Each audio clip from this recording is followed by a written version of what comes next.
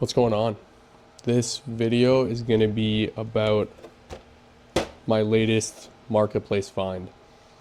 I was trying to get back into a little bit of RC driving, and I always wanted a Rustler. I had this same Rustler in a Nitro when I was a kid, and I figured, hey, this was a pretty good deal, and I'm going to scoop it up. Now, after I bought it, I realized that it's in terrible condition, and I kind of have like buyer's remorse, but I'm going to make this video and we're going to tear it apart and see how much it's really going to cost me with used parts and new parts to get it going again. You can tell it is a Rustler in a bad disguise because it's actually a Bandit. So this is a Bandit that someone has converted to a Castle Creations brushless setup, but it was a kid who owned it and it is in terrible condition. Anytime I looked at it or I look at it again, I find something else broken or just hack jobs. Like the kid didn't have the right size connectors for the motor, as you can see. So he just shoved tin foil to take up the gap, and then it was wrapped with electrical tape, which was crazy. But this video is just going to be tearing it down. I want to tear it down and then see what it actually needs and how much it's going to cost me to fix it with all of the parts that it needs.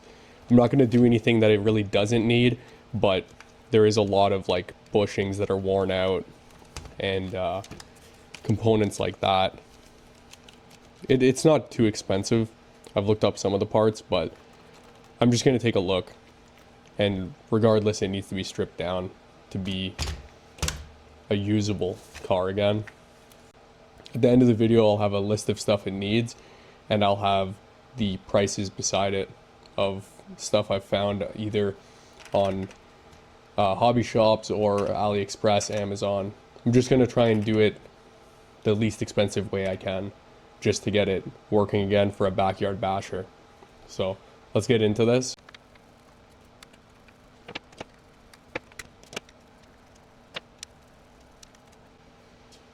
I'm going to attempt to keep all of the parts kind of where they're supposed to go. Like these two bolts or whatever were for the front shock here. I'm just going to keep them like that. Whether I reuse them or not, it's just good to do it like that. At least you know where it goes.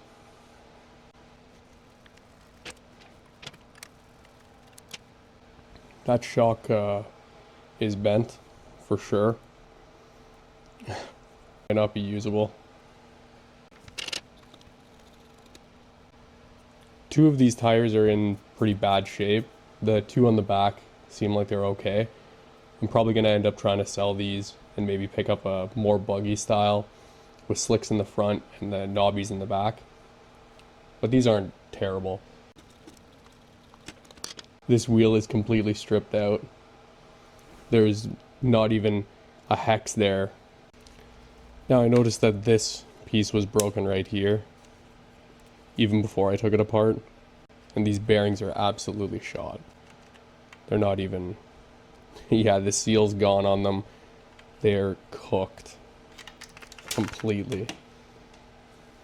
The inside bearing is still intact, but it's shot. But look at this one. This one's actually cracked completely. I don't know if you can see that, but it's cracked. This inner bearing as well, chunky, and then they didn't replace that bearing on that side. It's actually still a bushing, like they come stock. That piece right there is broken. Expensive part to replace. You can get even aluminum pieces. They're not expensive, so that's not a huge deal. But just another thing to note that's broken. So this is the one that had the one bushing, one bearing. These are very worn out. Even where the actual bolt goes through, you can see it's kind of worn bigger than the spot that the bolt would have gone through. And the bushing's on this side, but even here where the bearing was, I guarantee you if you tried to put a bearing in there, it would probably be sloppy.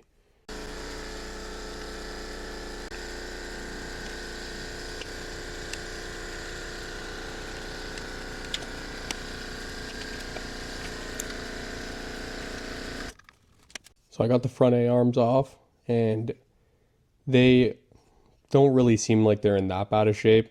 There's no real way that they could, unless they're broken, but these ones aren't. The holes might be a little bit worn out where the shock was mounted, but I think these are usable. The other knuckle is shot, so it's broken in two pieces here. They've tried to shove a longer screw in, and the screw is poking out where the bearing sits inside there, and it's just like ovalized. Basically, it's going to need this whole knuckle, probably on both fronts, and these two pieces, because they're just, everything is so worn.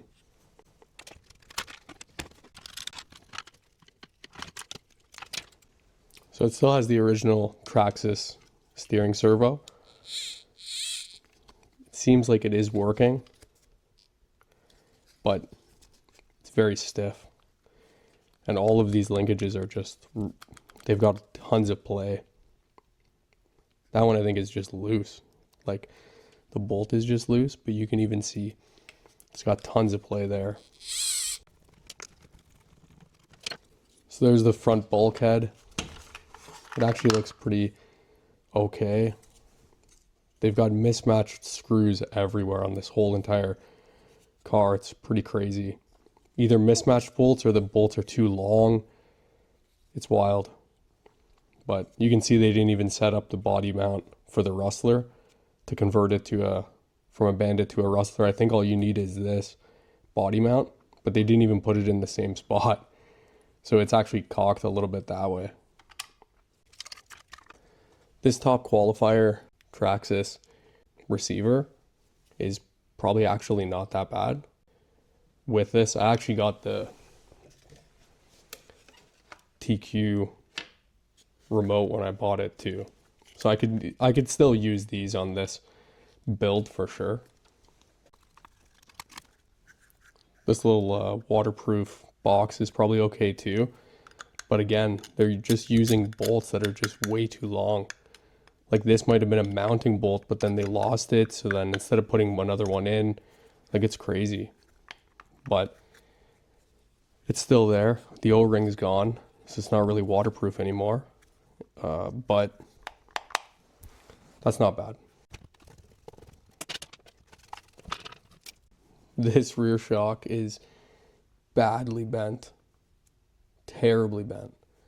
I do not think that this is going to be salvageable. Even if I were to straighten that, there's no way it would ever hold any oil. So I believe this was shot.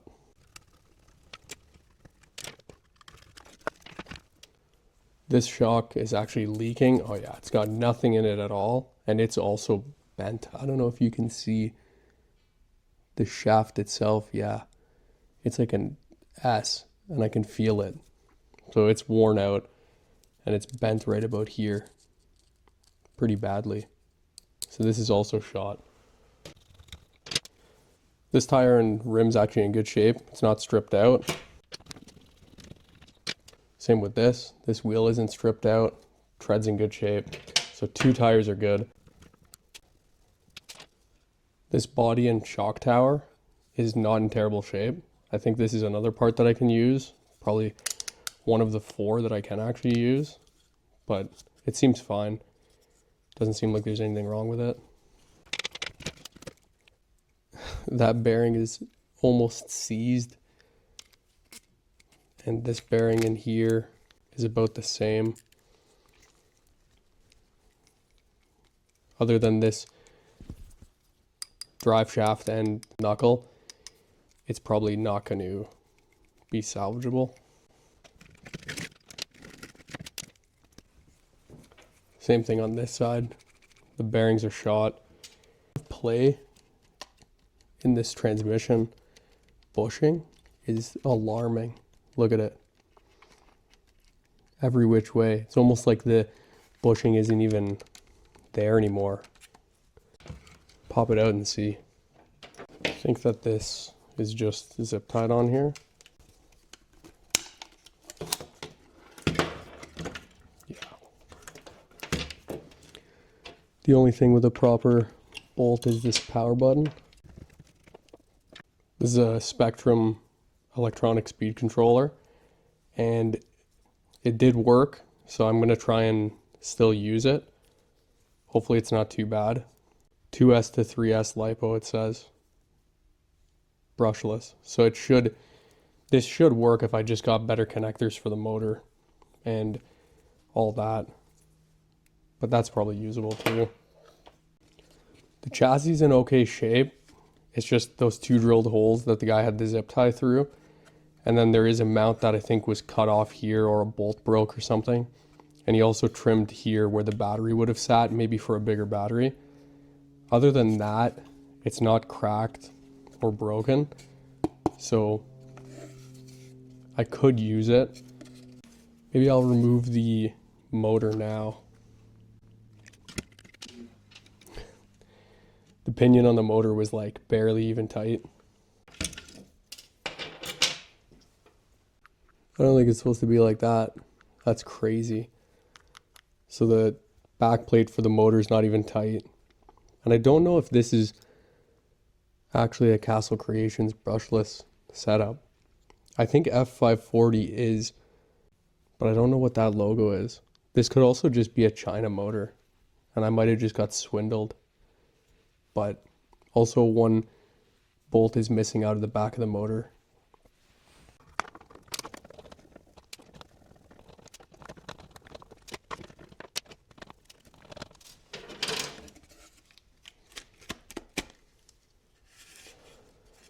So now I've separated the chassis plate from the transmission. It looks like this is in okay shape. I think I could clean it up. It does suck that he cut this out for a bigger battery. Looks like he cut out this spot too. But I actually think that this same chassis plate used is, or not even used, brand new, is less than 30 bucks. So if I really wanted a new one, I could just scoop one. It's not the end of the world.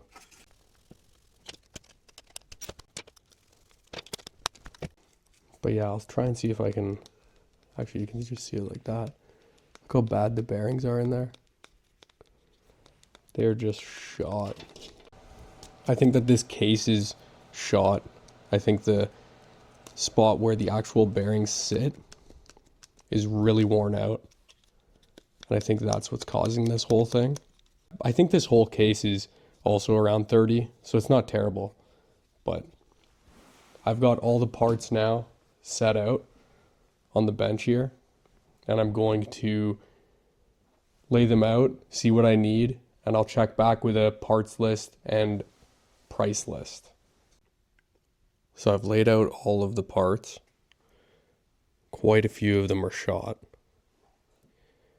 There are a decent amount of reusable stuff, but most of this stuff is cooked. So to rebuild it, I've priced it out with what I think it might need. And it's around 180 bucks or 230, depending on if I buy a body or not. If I can manage to fix this body, I would actually like to use this body because it's sweet. But if I can't, then it's going to be another 50, so it's 230. If I can fix the body, it's only 180 basically. And that's on the high side. Like, I've priced out and added a bunch of extra stuff. So I'm going to see if I can source stuff a little bit cheaper and rebuild this thing. And once I get it going, I'll post a video rebuilding it and taking it out for a little bash. So see you guys on the next one.